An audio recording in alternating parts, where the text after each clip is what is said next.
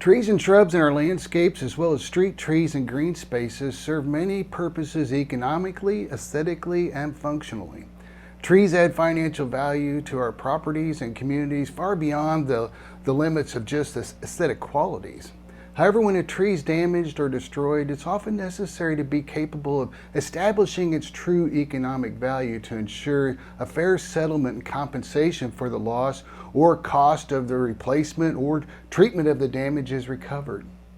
My name's Lindsay Purcell. I'm the Urban Forestry Specialist at Purdue University in the Department of Forestry and Natural Resources. Now, planned appraisal assigns a monetary value to any tree, shrub, or landscape element that provides a favorable contribution to the site.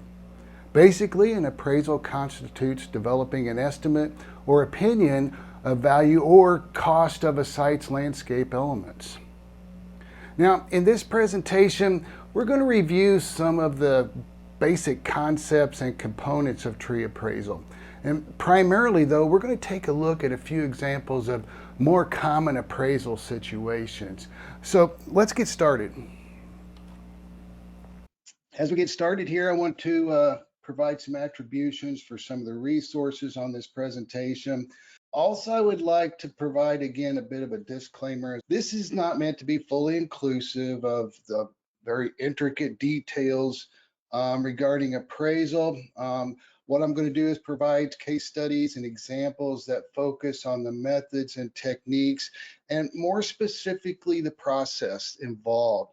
The numbers and the values you may not agree with, but there's a lot of variations and opinions for every situation. So I appreciate the latitude and just discussing the process and how this works, especially when it comes to the math and the application of the processes. So thank you for that. Okay, I'll get started with the guide. This is a reference. It is not a standard. The guide was first introduced in 1957. We've had 11 iterations since then. And now we're aligned more with the appraisal practice, general practice of appraisal. So there's a lot of terminology changes in this 10th edition that are important to understand. And the ninth is, obviously 10th was built on the ninth edition, which is a very good guidebook, but this has gone a step further, and it created a better foundation for this appraisal process. Before I get into the case examples, what I would like to do is just kind of go over some basis for the valuation process.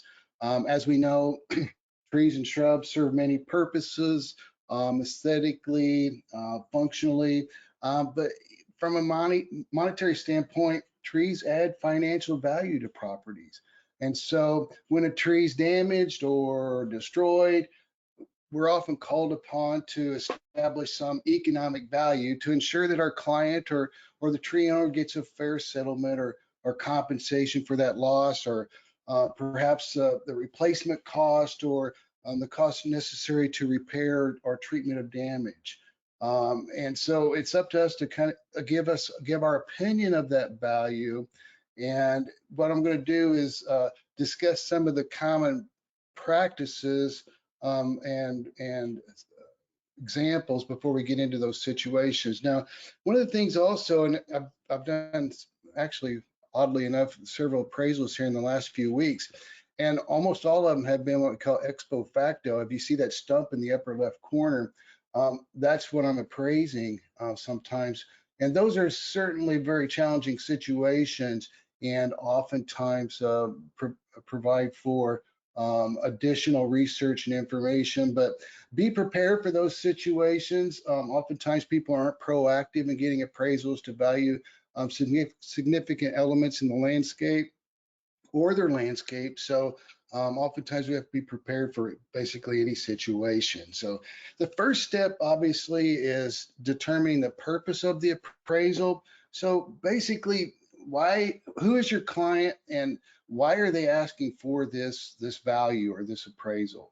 So it's important that we establish some type of context of the information that they'll provide. And this is going to have a profound effect on the method and the technique that we employ in the appraisal process. So the intended user is basically the person or entity who will use this information in the appraisal, but we also want to understand how they're going to use it. So is it an insurance claim, a legal proceeding, construction damage, or perhaps here the last couple of weeks I've had two requests for appraisals where the neighbor cut down their tree. Either one was unknowingly and one was intentionally, which creates kind of a sticky situation. But there's a lot of uses for appraisals, and the guide provides three different approaches, and we'll talk a little bit about those and give those in some case studies. So the appraisal process is first defining the appraisal problem. That's the first thing you ask, what is the problem or what is the assignment? And then we determine the cost or value to be estimated. When we're looking at the assignment, we want to look at the scope of work, write that out, and remember the assignment can be a dynamic process. The whole appraisal system is basically a systematic process that we use to analyze and make judgments in order to communicate that result or the cost or value.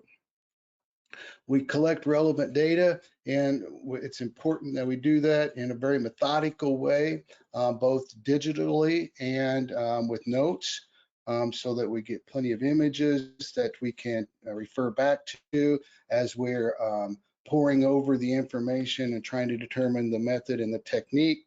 But we want to make sure that we have everything we need in order to support the final value that we provide. After we analyze that data, we'll apply the appropriate approach, method, and technique, and then we'll reconcile these analyses to produce that assignment result. So whatever the client or the tree owner wanted, then that's what we're going to communicate in a report, typically written, so that we make sure that we have a good coverage of what the assignment was intended for, and then it can be supported. So when it comes down to it, really, I mean, appraisal is about opinion.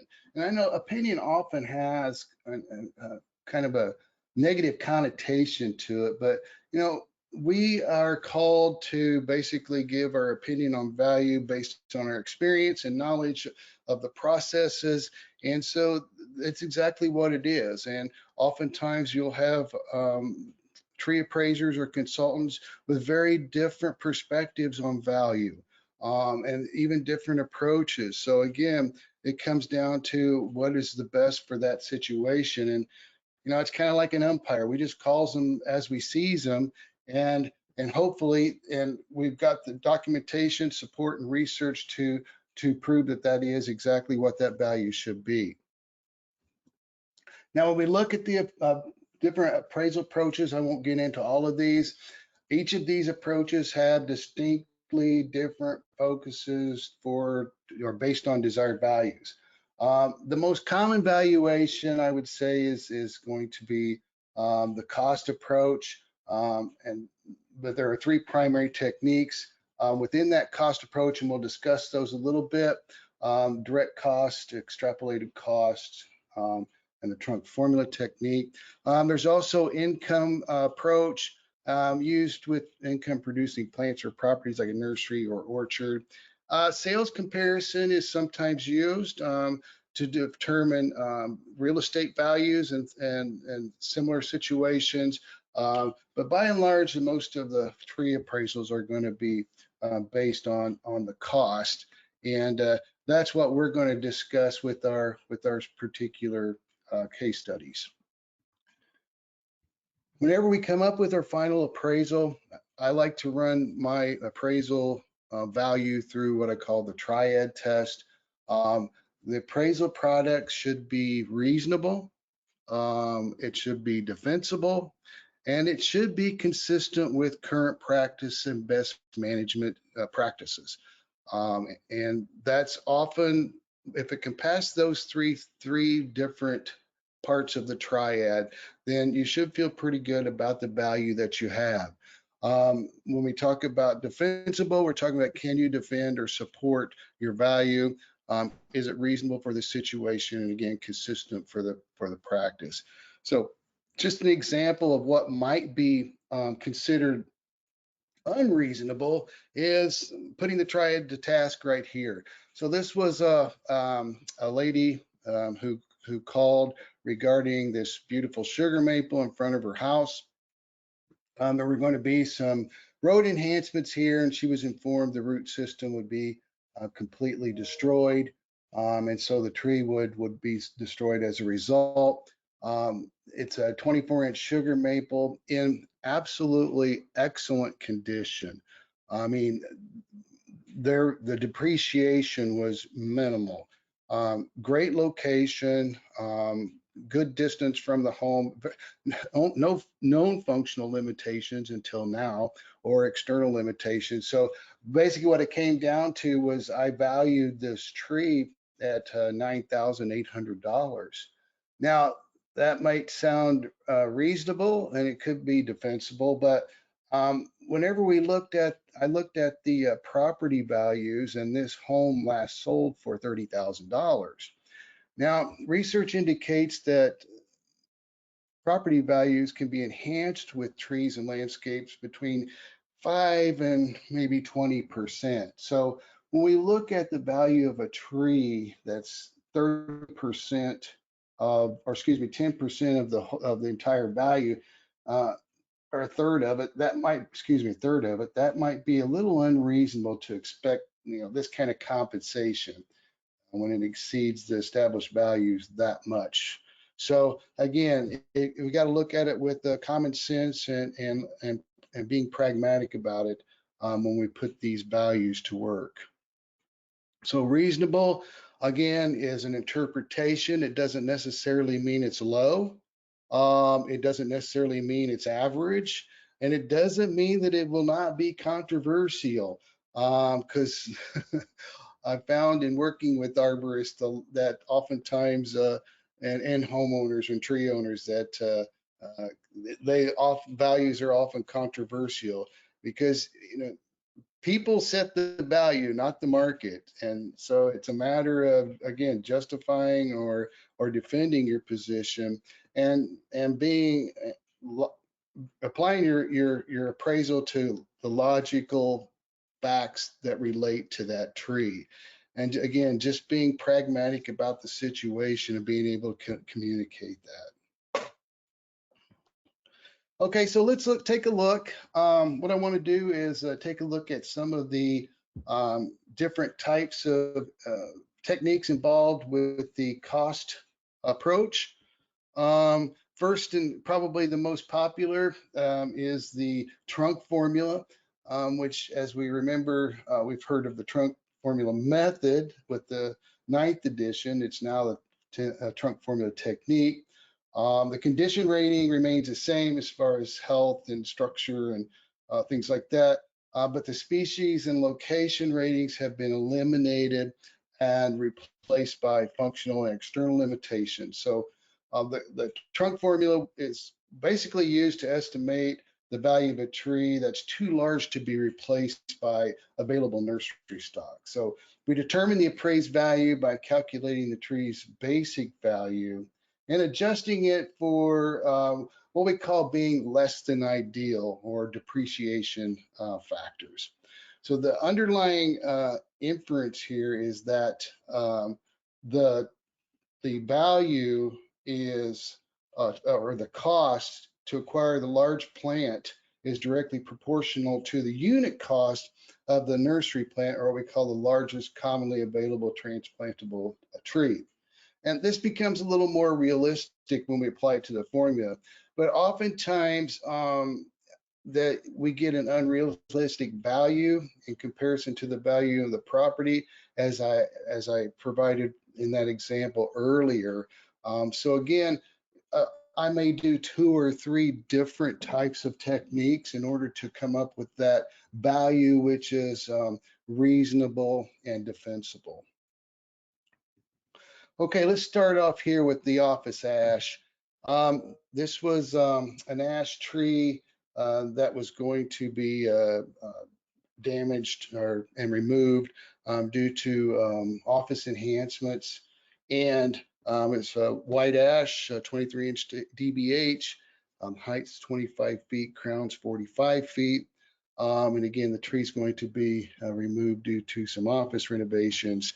One of my grad students here is helping me out with some tree work and data collection here. That's a big consideration, especially the measurements involved with tree appraisal, because we found that there's a lot of variations amongst arborists that are doing appraisals.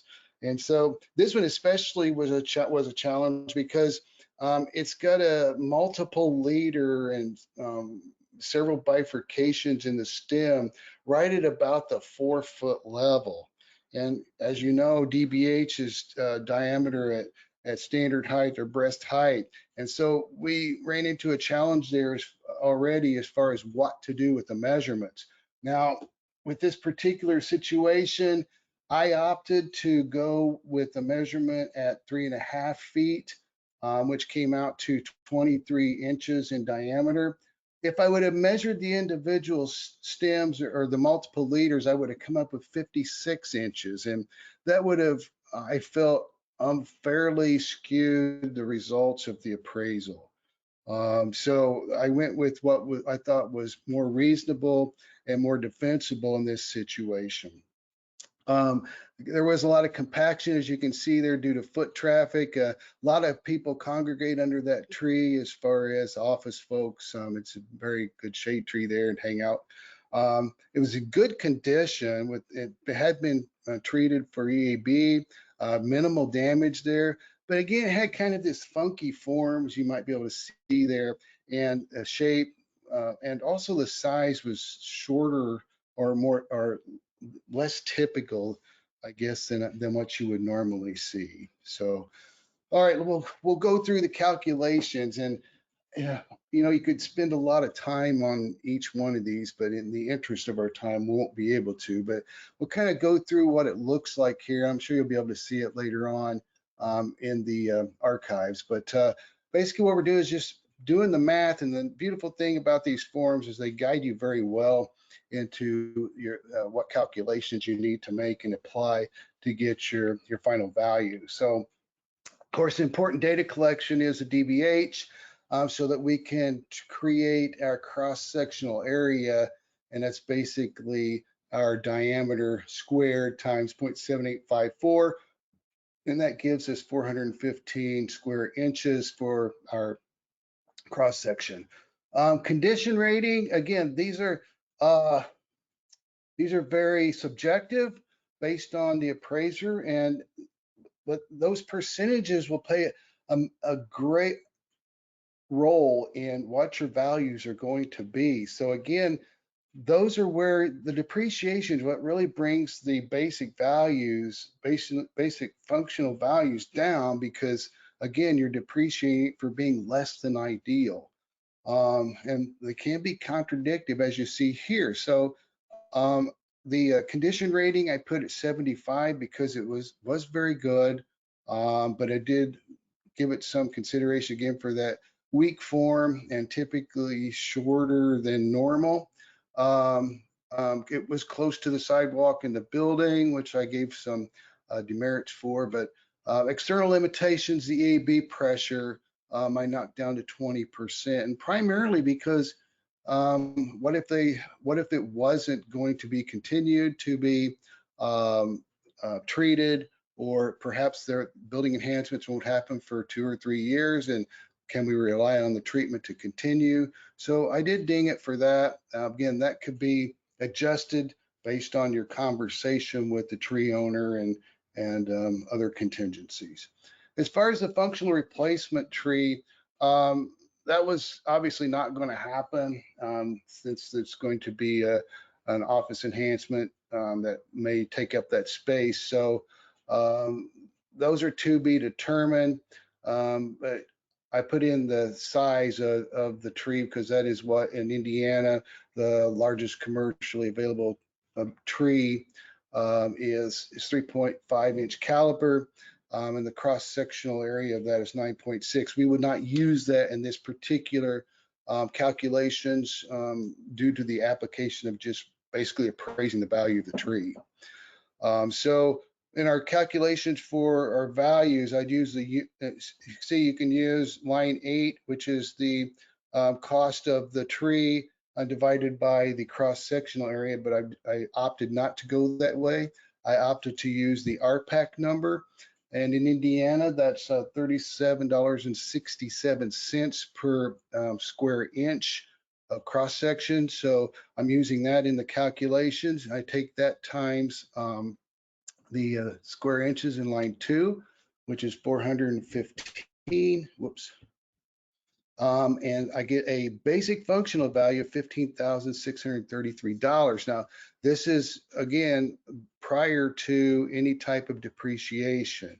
And when I apply those depreciations, we basically we're removing these values from it, we come down to $1,876. There would be additional costs. There may or may not be in this appraisal, depends on how the appraiser feels about this and their discussions, and also assignment and scope of work. But I added for tree removal and stump grinding. And so we add that additional cost into the amount along with the functional replacement, and we get, or excuse me, the depreciated value, and we get a total cost of $3,075, and we round it to the nearest hundred. So our tree value would be $3,100 for this ash. Now, this is our functional replacement cost. Should we want to replace that for the utility or benefit that it provides? And it may or may not be exactly what you think it is. But as I mentioned, is it reasonable? Is it defensible? We know it's consistent with current practice because it went by the 10th, and that should be noted in your assignment or your report. Additional techniques may be necessary. Again, it depends on the situation. I just did this one mainly for the sake of education here. But again, whatever is dictated or determined in the conversation with the tree owner will make a difference in the assignment, and that'll determine what type of methodology you're going to use in this. So again, it may or may not be what you think, or sometimes people are, again, it's controversial, and people may think, oh my gosh, I can't believe it's only that much, or oh, they could be, oh my gosh, I can't believe it's that much. So again, reasonable and defensible is the key there. Okay, this is kind of an oldie but a goodie. This was a consulting client that I had many years ago, actually. Kind of resurrected it to actually use the 10th edition on it to see what it would look like. But this was a tree that was damaged at a church. A red oak there. There's a steam line that runs below the tree in very close proximity there, and it had burst, and so it released an extreme amount of heat into the root zone of the plant. And you can see that after it was repaired, the soil thermometer down there, you see it was 100 degrees. And my research on the root killing temperature of trees helped with that situation. You see a little cavity up there on the top. There was actually at one time steam coming out of that, but they claimed the steam didn't damage the tree. But I've only seen trees actually smoke twice, and that was from this one and one where lightning had hit and started a fire inside the cavity. So trees don't typically smoke unless they're on fire or are getting steamed. But the client details that I collected, now I'm going into a little more detail for our process here. So I would take into consideration the environment and the tree as far as observation, because this helps us determine our depreciation values. This helps us determine what makes this tree less than ideal. So as I mentioned, and you can see from you saw from the images, that it is surrounded by sidewalk and impervious surface. The steam line is there, and then also the steam line broke, which created excessive damage there. Red oak tree, 16-inch diameter. It kind of possessed a weird form, mainly because of the building complex. It wasn't really in a great place, but not bad, I guess. Again, these are very subjective. The foliage at the time of the appraisal revealed severe necrosis throughout the crown because of the steam. But I looked at the internodal growth on the tree in a couple locations, and it showed an average of 1 inch or less for the last 3 years that I could tell. So it was kind of stressed out for that planting spot, which is to be expected for that particular situation. So I did a couple of calculations for this one. First did the trunk formula technique, and I'm capturing the information that's required here. I got the 16 inches to calculate our cross-sectional area, and then I had a condition rating of 40%. Now, one thing I didn't do was I didn't base that value on the subject tree itself. There were 2 other red oaks that were planted at the same time in the similar environment and situation, and I actually used or kind of mentally averaged their condition in order to apply that fairly to this tree, pre-damage condition, if you will. And so they were all pretty much in the same, expressing the same symptoms of poor growing environment. And so I deducted a substantial amount for that. It really wasn't, in my opinion, the right tree for the right place. So hence the 40%. In the form and external limitations, I deducted for the utility lines below ground. There were other utility lines which could have an impact as well. As far as the utility, all of those trees were planted to frame the view of the entryways in the back of the church. So that's the utility that we would be looking to replace. So using the calculations, I chose to use the RPAC. What I want to do is just get a value for that tree, just kind of a baseline. Without any depreciation, come up with $7,572. And then depreciation for that brings it down to $1,272. If we were to remove it, I always add a cleanup cost in there because obviously the tree's dead and it's going to have to come down regardless. So I added those in there, come up with 1,000 plus the 1,272. So our total functional replacement cost would be rounded up to $2,300. So I went ahead and did another one. We're using direct cost in the repair method.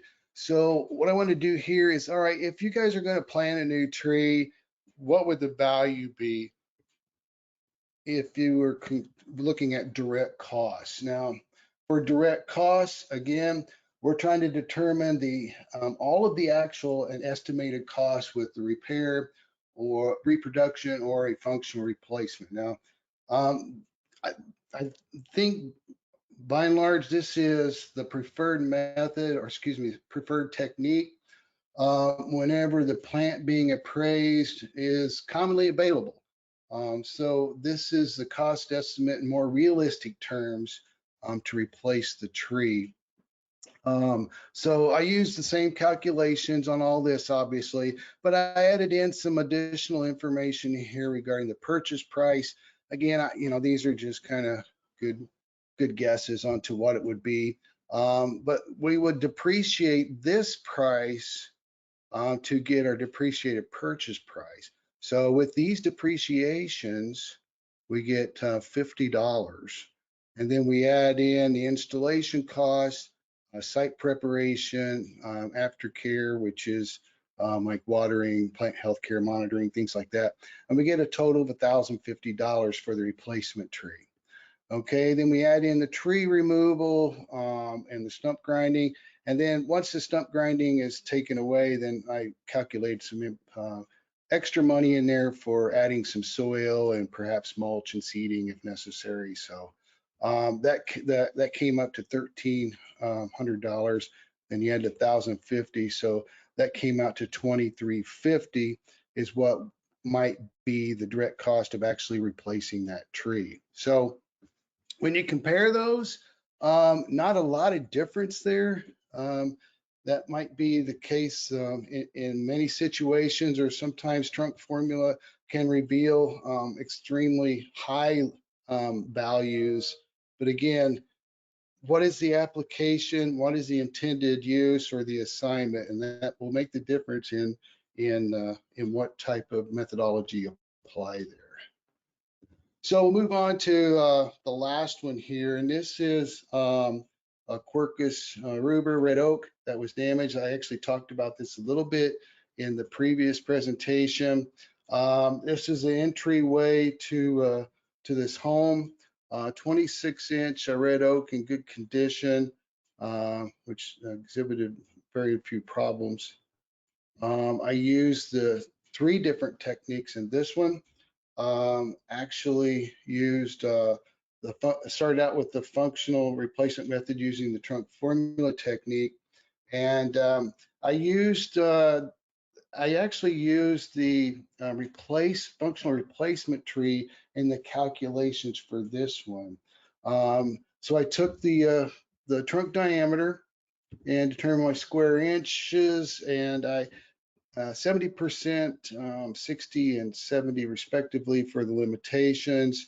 I did deduce it down a little bit because it was a wood edge tree, not necessarily an open grown specimen. So it wasn't the greatest of specimens as far as the red oak goes. But it was important for his framing the driveway and kind of the first tree in the entryway. They want to plant a similar tree, hypothetically, and so the largest available from the best nursery was 3.5-inch caliper. And again, our cross-sectional area is here. So to get our unit tree costs, we would take these and divide them, and we get $37.39, which is just only slightly higher than the RPAC. So it wouldn't vary very much. But our basic functional costs, again, without depreciation, come out to 19,854. Now, when we add these depreciation values, it brings it down to 5,837.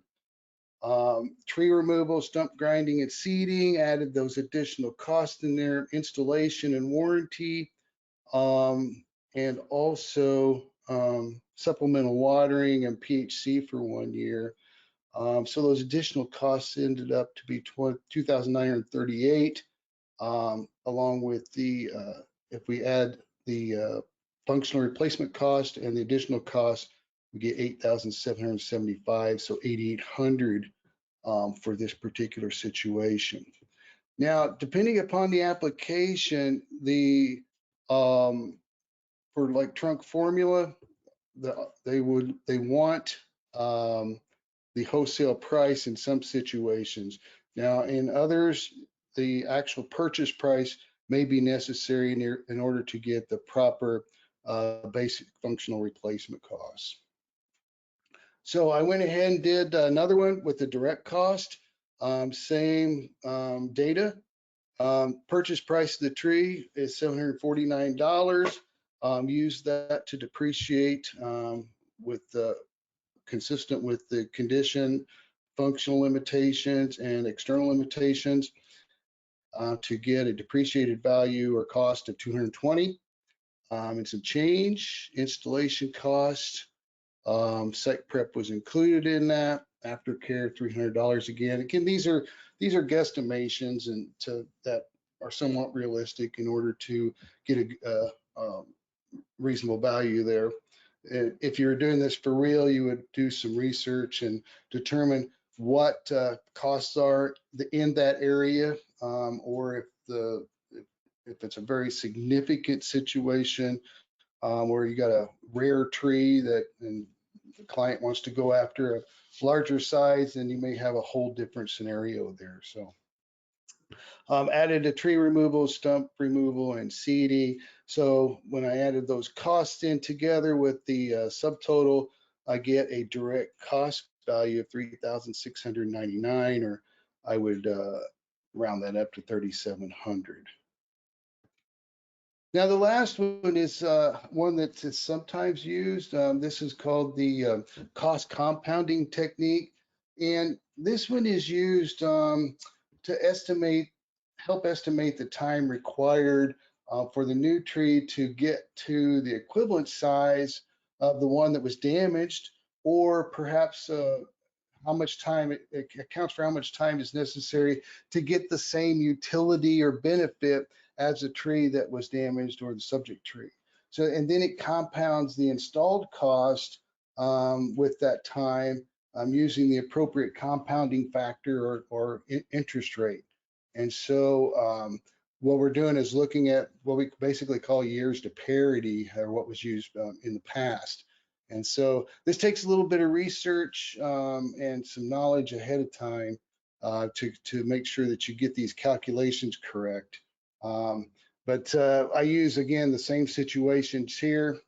And if I go with the replacement cost of the tree, site prep, total replacement cost as it was in the previous, again, I want to be consistent with my other ones, so other techniques, so that I'm comparing apples to apples here.